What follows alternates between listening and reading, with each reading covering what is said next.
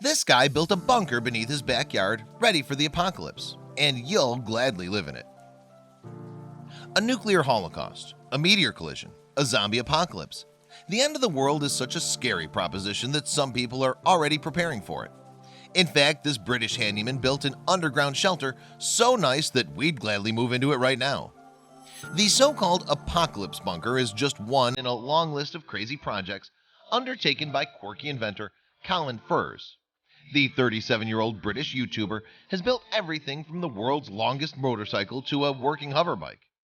Since joining YouTube in 2006, Furze has accrued more than 3.5 million subscribers and 350 million views. He doesn't keep fans waiting long either. The do-it-yourself innovator posts new videos of his crazy projects every week.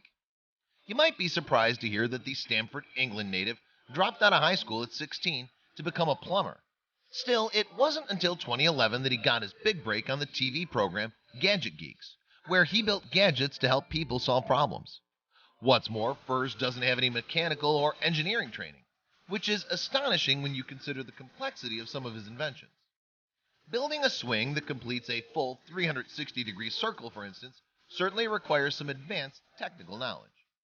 But in September 2015, Furze decided to do something a little different. Instead of inventing a crazy contraption, he would create a self-sufficient, apocalypse-proof underground shelter. Furze got the idea to build the bunker when UK TV station Sky One approached him about promoting their new comedy show, You, Me, and the Apocalypse, in which a group of people are faced with the end of the world. And in return for promoting the show, Sky agreed to pay for the entire project. To start off, the wacky inventor created a basic plan. He would excavate a large hole in his backyard, build the bunker, fill the surrounding space with concrete, and cover it up with grass turf, all as if nothing had ever happened. For the first part of the project, Furze brought in diggers to excavate an 11.5-foot deep square with an adjacent space for a hallway.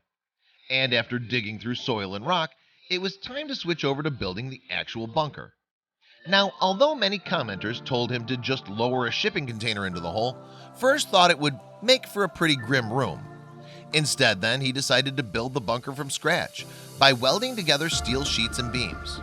With help from a friend, the innovator constructed the floor, walls, and a curved roof for the bunker, as well as a small hallway that would lead to the surface. A test soon followed too. It started to rain, but with the exception of some water that got in before the roof was finished, the steel construction proved to be waterproof. All in all, Furze estimates that they welded together over 6 tons of steel. It was certainly the most daunting part of the project as well. As Furze joked, if I never see a welder again for the next few weeks, it would not bother me.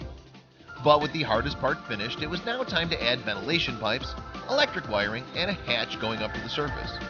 After that, the remaining space underneath, around, and on top of the bunker was filled with 2,118 cubic feet of concrete for support and protection.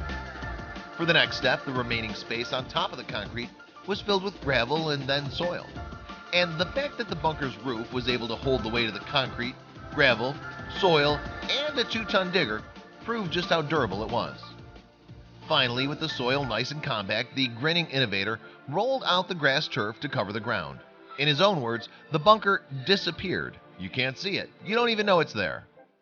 With the job all but done, for the last and final step, Furze built a new shed to cover the concrete roof around the hatch leading down to the bunker. The first sight of the shelter, then, is a ladder that descends down into the narrow hallway. Looks good, right?